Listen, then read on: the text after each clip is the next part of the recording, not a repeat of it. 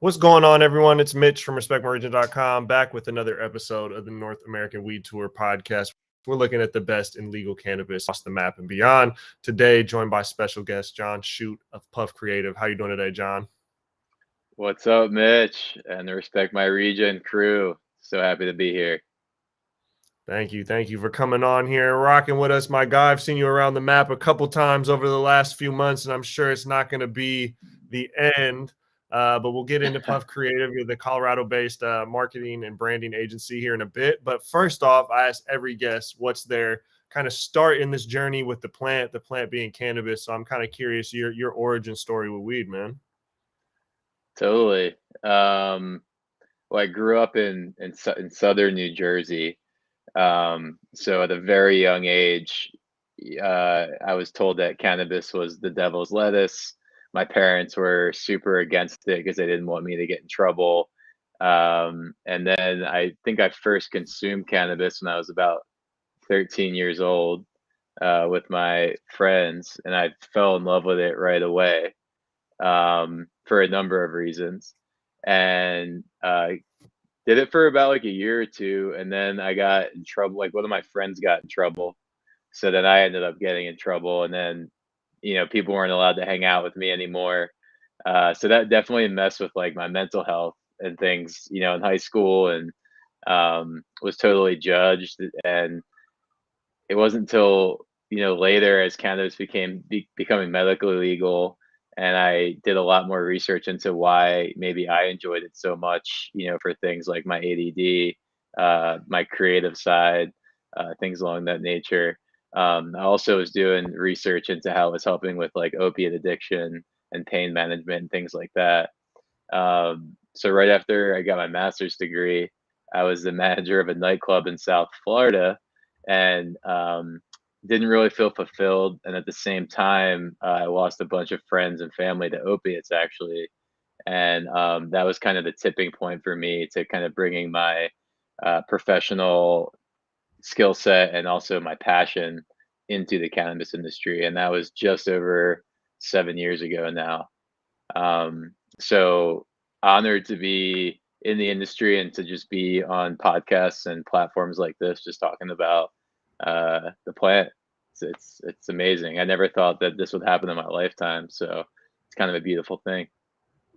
I appreciate you sharing that, man. Yeah, it's crazy that the world, the cannabis world can combine with the regular world. I know you and I have had some conversations about that in a few places. But I'm kind of curious, man. You're a skateboarder, but you got an MBA, man. So what was what was the early creative outlet, and at what point were you like, all right, I'm gonna double in on the creativity kind of in business? Was it just like a natural passion that you had, or when did that kind of start? I think that it was a natural passion my whole life, but I think just being wrapped up in that like New Jersey mindset and kind of brainwashed to an extent kind of kept me from fulfilling that passion. Like I was always a pretty good student and I was a really great athlete. And I kind of left skateboarding and music and stuff for to be a professional athlete and get a scholarship in college. And, I tore my shoulder, ended up going to a different college. I lost my full ride. I had full ride for baseball, and ended up not pursuing that. And then, as soon as I got to college, I started pursuing art. I started pursuing music, things along that nature. And after I graduated college, I kind of continued on that path. I was just bartending and snowboarding every day. But my wife, girlfriend at the time, she was in law school. So I was hanging out with law school students all the time who were basically talking me out of going to law school. And I had this opportunity to get a master's degree kind of fell on my plate, and I took it, and it was for I went for project management. It was all online, and at the time, people were very judgmental of the online MBA, and definitely people judged me. And now looking back, it's literally the best decision I made in my life because that's how I run every business that I'm a part of is digital project management. Um, So right after I got my master's degree, I ended up becoming the marketing operations manager at this nightclub in Florida. My family owns, actually. Their manager was stealing money from them, like maybe $100,000 like that year. So they got rid of him. I kind of like stepped into his role. Their marketing was garbage, so I took over the marketing. I took over their operations, and it was before Instagram had stories, and it was just like the Mm, 15-second video. It was just when Snapchat came out, and I got really creative. I had like maybe 60,000 views a clip on their Snapchat wow. a day, and I was creating videos for the Instagram from and the rest of their marketing from the Snapchat. I would like download those videos, and people weren't really doing that then. So I do think Instagram did take my idea with the stories a little bit, and like their whole how they modeled the next 10 years, but I'm Yeah. not going to take them to court or anything. Um, so that's kind of like the point in my life where it all kind of came together. I was like using cannabis. I was implementing my professional MBA and background. So, sorry for my daughter crying in the background. Oh, I know that life. And and I was really bringing it all together. But like I said, I didn't really feel fulfilled at that time, and it kind of just led me into the cannabis space after that. So Yeah, a create can master project management, man. That's a rare skill set, right? Like a lot of creatives are kind of scatterbrained. So that was honestly one of the questions I had wrote down was like, how do you handle, handling projects and lead generation? Was one of the first things we were talking about right before we went live, right? But as running a yeah, business and being an owner, you have to acquire new leads, but you also have to manage existing product projects. So how do you kind of manage both of those aspects, like one and that steal your time? yeah. I guess I'll just be completely honest. I mean, it's really my team. I kind of like fallen into. One second, let me just uh, stop my daughter real quick. No, you got it. You got it. We for the armors for the kids. Okay, sorry. Just want to You're make sure my wife had there. I got to be honest. It's my team. I got to a point where I was actually project managing all of our projects and then dealing with all of our leads, and it was killing me. I couldn't do it all at once. So, my business partners and I and my team, we made some internal adjustments, and we set up some really great project management tools. So I actually teamwork a lot of the project management with my business partners. My business partner Seamus is our creative director. So if you're doing like logo design and websites and mobile apps and things along that nature, and branding, like you're dealing with him, and he's going to lead that charge. My business partner Katie, if you're doing social media, SEO, anything ongoing, she's leading that charge and dealing with that. I pretty much am the person that folks deal with to set up all their higher level strategy. If it's a really big project, like a really big contract, then I'm like double overseeing the project management and making sure we're reaching like higher level timelines and stuff. But yeah, I really couldn't do it all without them.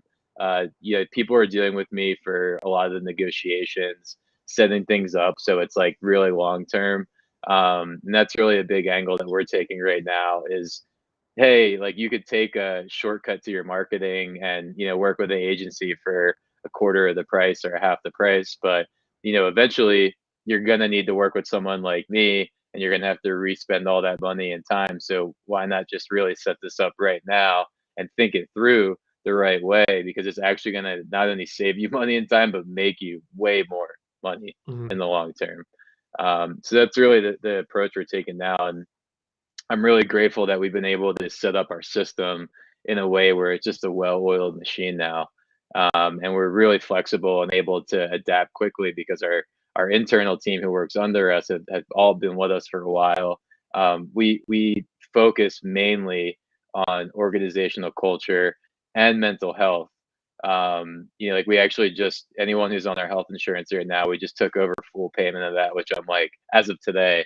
So I'm like super proud of that because my team is just everything to me. And I've seen other agencies and a lot of other businesses in general out there not take that approach because it actually is a bit of a harder approach to take if you focus on your business organization and then like the quality of the clients that you're working with.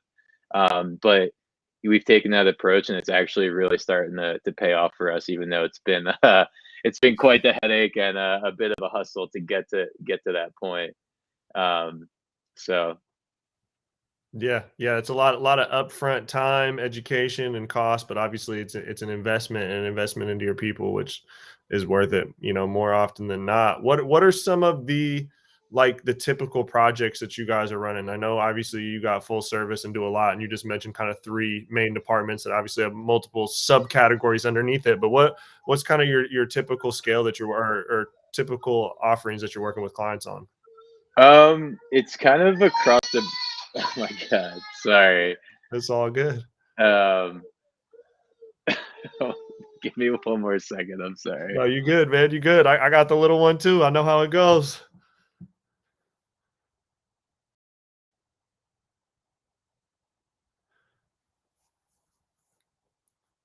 We got that child intermission, the real life example. Work from I home, man. know I know it all. dude. Don't even apologize, man. I know it all too well. Oh man, I know we like strategically planned like for this podcast too, and it still like didn't work. Um, but but Like, so you just got the love. Someone just dropped a yeah, comment. I yeah, love that it's the the dog real is in the life. background. Real life. We keep it real over here. That's for sure. But I would say like if you're thinking like percentage of like where we gather most of our revenue, it's getting people, it's holding down the foundation for people's platforms. So a lot of our business is like getting people set up with logo and branding and brand books and messaging and packaging and then custom website design development and then taking them to market with SEO, social media, things along that nature. That's the sweet spot, and that's where a majority of the revenue is made. We work in about like 20 different states, probably have like in three or four countries now, and have Mm, about like 50 to 60 clients probably a month, under the umbrella, and that grows and goes up and down sometimes. But a lot of cool things that we've been adding and that we're really building out right now. One is we've added trademarking to the process mm, because we've seen a lot of people have to like redo their name and like haven't actually thought out like their domain, their social handles, their trademark, and the long term version of that. There's a lot of risk with that because if you build out your whole platform and spend all this money on like signage and packaging and things along that nature, it gets tricky. Another few offerings we've been doing, we just started rolling out like some PR, but just really for certain people who have the right story. For example, a hit that you actually ran for us was the mm, Gentleman Smugglers. I see Terry's asking, who's a big success story. They're just getting started, but they're one of the probably projects I'm most proud of that we've done, since we started. And they basically supplied the entire East Coast and half the country with cannabis from the Caribbean and Jamaica and Colombia from the 70s and 80s. They spent 11 years in prison under the Kingpin statute. And now we're working on a documentary series, start launching a cannabis brand. We help them with everything except for really name selection. So really, really proud of that. We're about to launch a mobile application program, which we're really proud of too. There's some really great actually mobile application offerings these days in the cannabis space. Our angle is like if you have 30 to 100,000 active website users every month, you should maybe consider ours because we do a custom. We build everything around your tech stack and we don't just do retail. We can build really apps for anyone. Like mm. for example, today we're working with just a company who found us through cannabis, but they're just like a health company. They're not even a cannabis company. So really stoked on that. But yeah, we do a lot of stuff too, like social media. It gets so deep, like, with photo, video management, who's taking care of DMs, so we kind of have different packages that we do and customize for clients depending on their situation. Animation and video is just becoming huge. You guys are kings of that.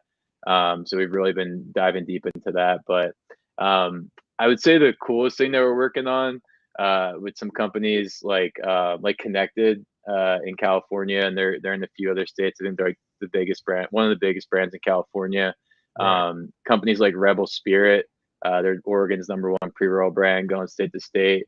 There's a dispensary chain in California, Oregon, and New Mexico called Elevation. Those are a few examples of like bigger companies who are established, who are working with us to set themselves up for the future. So we've taken a look at how their whole entire website and digital platform structured. So we're building their websites and their UI and their UX, so it's built for them to go to state to state. So as they grow and expand, they're not only easily getting that message and that user experience around, but they're able to actually capture IP the right way. There's so many big companies out there who haven't really been able to capture and monetize their IP properly. But that's the ass backward things about cannabis, is like it's not normal business workflow. Like, so a lot of times, especially if you started your cannabis business like a couple of years ago or 10 years ago, the biggest thing was just like getting set up, finding the right partners, getting into a shit ton of dispensaries, and then figuring it out. You Mm-hmm. know, now that things are like starting to fall into like a system here, even though it's still a shit show, it is good to start thinking about how to set yourself up for the long term, how to monetize IP. The big MSOs, they're only going to get bigger, they're only going to get better. So all these little things, that I'm talking about and just going on this rant here about, really are going to add up in a couple of years. You look at website analytics, we track MSOs in every market against their competitors. They have like couple 100,000 backlinks to their site from like Mm-hmm. authoritative resources, let alone how many menu pages and like the 12 markets they're in. So from an SEO perspective, you got to put that time and effort in just to pop up on Google and be somewhat competitive here. Um, Yeah. so yeah, I guess that was a long-winded answer, but I hope that made sense. No, it's perfect, man. Answered a couple questions, to be honest, that I had down, because definitely interested in some of the ways that you're working with people, and kind of that importance. And you also answered a little bit about like what they're missing, right? Because that the MSOs are generally have more money, so they're able to pay for PR, which generates backlinks, and then Yep, obviously they might have an in-house SEO person, and they might even have a multi-person SEO team where they can really focus on links. And something that we've learned from being a media company, of just ranking for keywords in cannabis, it's gotten significantly more difficult over the years, where it used to just be a Leafly, a Seed Finder, maybe a Weed Maps. Now there's all these menu platforms. People are building yep, custom menus. The competition for just product, brand, and strain level keywords is getting, I always say, like, wide and deep. And so there yep. there is that urgency to build it out, not that Yeah, there's not to grab it in the future, but right now that window of really grabbing it easier it's or down. quicker is diminishing Yeah, very quickly. time, and from an SEO perspective, time is always kind of working against you. Like the sooner that you have, a well-designed and developed website and a formal program in place and the right tech stack, the quicker Google's going to start trusting your site, and you're going to start popping up on those search engines. To the point, MSOs, yeah, they have it good digitally because of how much just real estate they have online, but the difference is that I like working with brands to help them build out their stories and rethink about that foundational aspect, Mm, because you really can make that consumer in those markets choose you over them by differentiating your story from like a passionate and community perspective. Um, but it's still, it all ties into it all comes together. Like that's literally all we see, and all I do is like trying to tie together these pieces of the puzzle for people, because part of this puzzle. Every little aspect of it really matters. You look at reports, and I'll answer Benjamin's question about advertising. There, outside of Google and Facebook, there's some really great advertising options out there that might even be better. Just to be honest, for certain dispensaries, because of some of the loopholes you have to jump through to get a conversion rate. That being said, I've heard Mitch talk about this before on podcasts and in his LinkedIn writings. You can set up safe landing pages on domains and crawl your sites and be super safe and get Google ads to go through as a dispensary. Which is cool.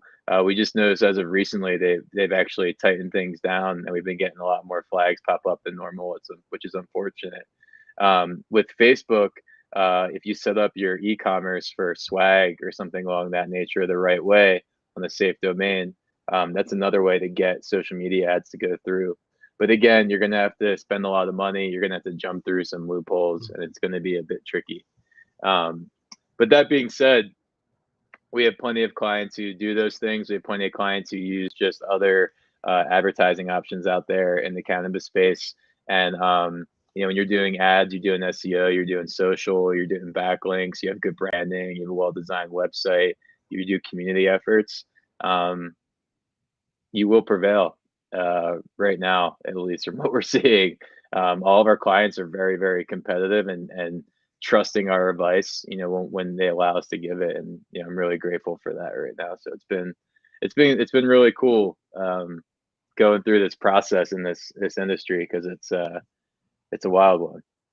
Yeah, the never-ending shifts of advertising, and that's and absolutely, there's opportunities out there, but it is a lot of loopholes. And then for every little step, it's essentially like you mentioned, the first thing you said is hard to pin down the conversion rate, because when you enter these middleman things, it's like we have the click through to the one page and then it's the click through to the other. So it's not a straight, not even a straight click through rate, let alone conversion. It's a little bit more of a complex formula with significant drop off.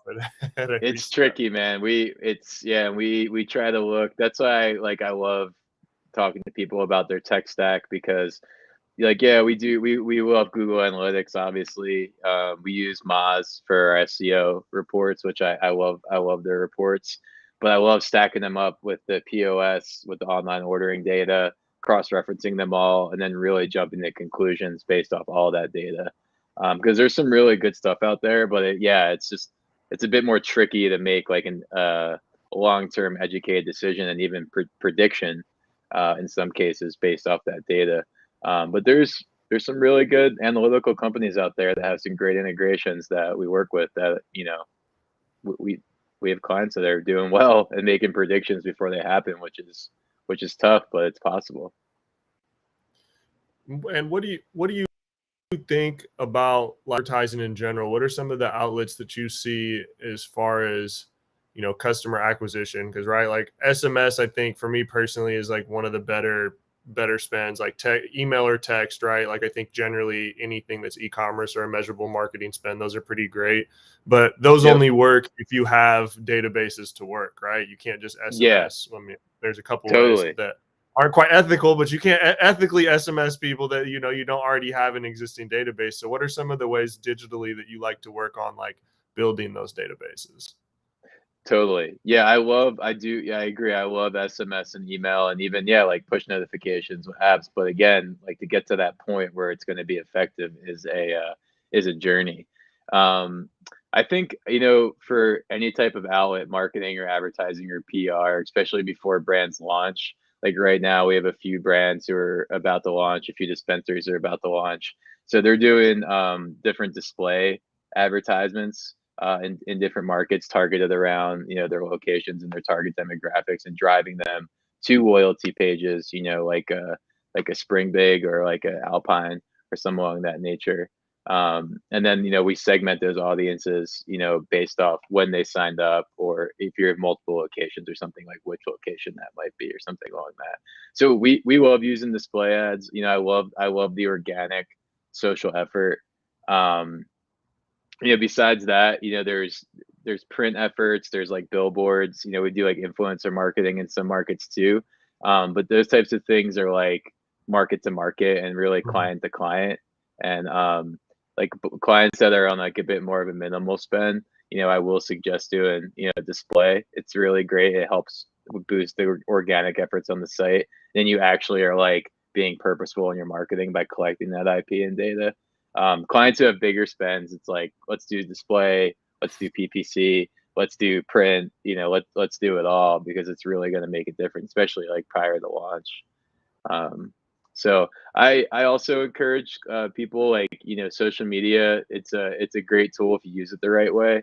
I Mhm. think if you can do creative campaigns to get people to sign up for like your email and text list, whether it's like giveaways for concert tickets or like a lot of people in Colorado do like snowboard gear, things like that are great. Also, I mean, you guys are like the king of content and events, but if you can just keep pumping out content and go to events and especially sponsor events before you launch, before you open, so like people are on the list, they know who you are, they've seen your brand, and you can send that out the text blast. Hey, we're in the market. There's great products and there's great people that you met at that event. It's time to meet us and see what we're working with, type of thing. So, um, it's situational, but I guess those are a few examples of stuff that we're kind of doing all the time for people who are just gathering their IP and data. Hell yeah, hell yeah. No, I like all of those strategies, and I think that's like a key that a lot of, I mean, people are starting, from my perspective, a lot of people are starting to understand, but there's two different marketing funnels, right? There's like working your database or your existing, customer retention, and then there's customer acquisition, and thinking of separate things, especially Yep. early in cannabis in Washington. To me, it was like every time you talked about cannabis marketing, everyone was like, I would immediately skirt over customer acquisition, or just think every spend, that's the direct ROI. And it's like, there's it's a funnel, right? It's the basic Oh funnel: yeah. awareness, consideration, conversion. I mean, that's the simplest way to slice and dice it, but And having that's kind of a campaigns that and comes efforts at each tier. Yeah, and that again, that comes down to like some early, like you can get ahead of that like very early on if you like understand your location, if you understand who your target market is. That makes like those spends and that type of strategy that much easier because you're like, Mhm. oh, like here's our competitors, here's where we're located, here's like where all these potential customers could be. You can develop a whole ad and SEO and PR strategy, social strategy just based off that alone. Then you identify who your specific target customer is. Now you're kind of cooking with gas. Dispensaries, it's really depends on the state, depends on the town, depends on a lot of factors. But I feel like at this point, I've pretty much competed in every type of situation that you could be in. Like first estate, in a saturation of 30 in like 10 miles, Mhm. we've done it all. There's way to differentiate yourself, but it takes time and thought and like work and money. You can't really beat around the bush if you want to do it right, in my opinion. Absolutely, absolutely. And so, I don't want to get too off in the weeds on just dropping game for everyone, but obviously you got the dispensary project that you're working on, something from the ground up that you'll have some control in. So I'm curious, kind of how this process has been, and what's your excitement level for. Obviously you're going to keep servicing clients and working with clients, but this is a opportunity for you to kind of be all aspects of it, be the client, do the marketing, do everything. What's kind of your excitement level for this next project? For sure. The stoke level is high. Um, the retail location we're going for is in New Jersey, where I grew up.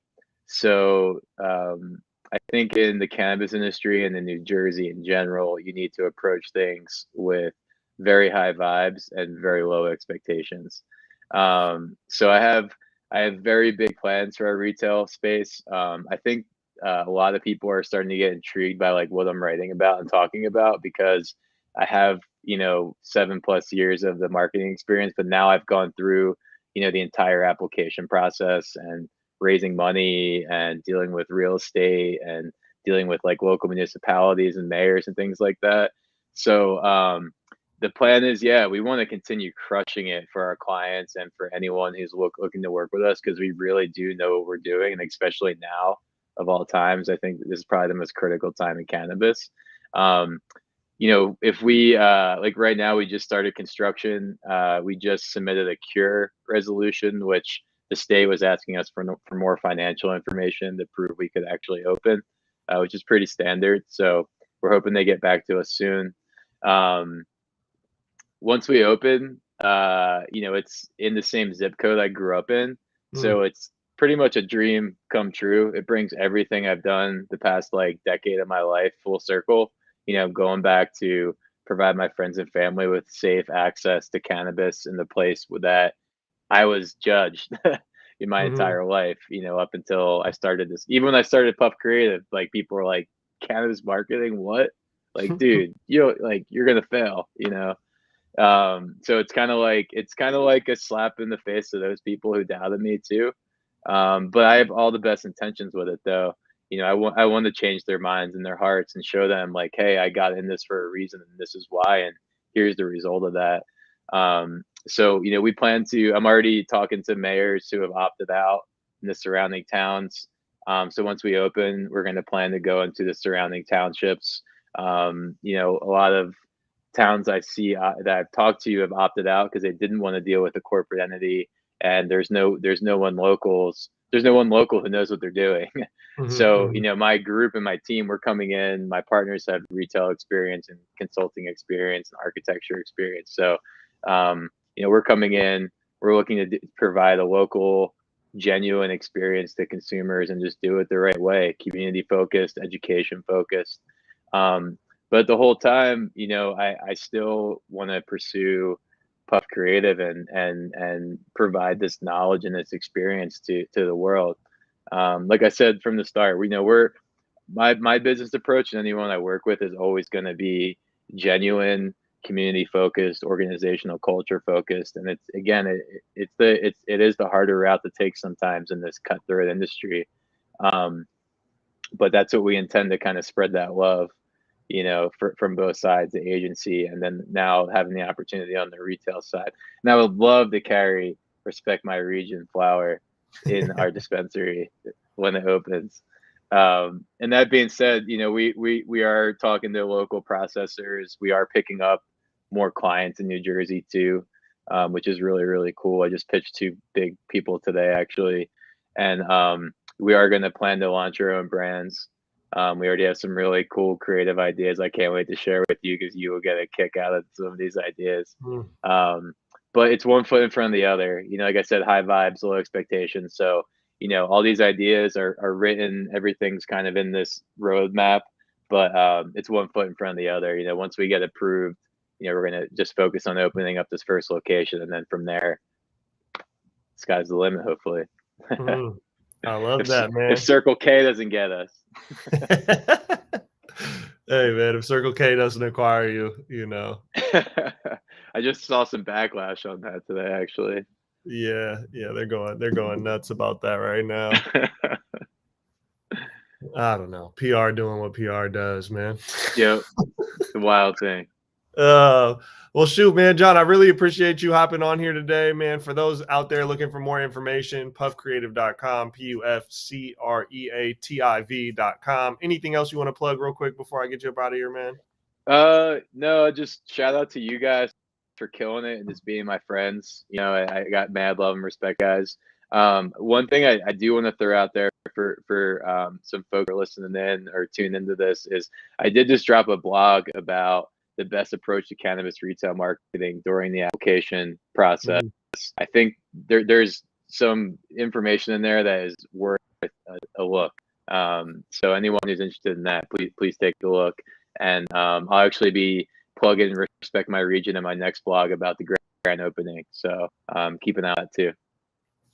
Bless, man. Appreciate that. That's free game out there for folks from an experienced dude, and appreciate all the gems and jewels you dropped on here. Um, shout out you being a family dude handling business as well, man. I love it. I love it. I My love it. pleasure. My pleasure. Yeah. Well, thanks Well, for having man, me, Mitch. I'll see you at BizCon. I take it. Yes, I will be. Yeah, I just booked my trip, so I will be there. Let's definitely hang. Yeah, I gotta handle my travel yet, but I'll be out there, man. I'm not I don't bringing have the a ticket to skateboard. the conference. I don't have a Yeah, ticket to the I'm conference. not bringing the deck, but you and I owe you a skate session one of these events, man. I'll bring my board and we can just take turns and play a game of skate or something. So All right, all right. I'll have to tape the ankles, but I'll be ready. All right, man. Well, I appreciate you, John. This is the North American Weed Tour podcast. For everyone tuning in, we are running another episode today here in like 20 minutes. So come back around if you still got time, and we'll be back with more content later this week. This is John Shute of PufCreativ, North American Weed Tour podcast. We out. The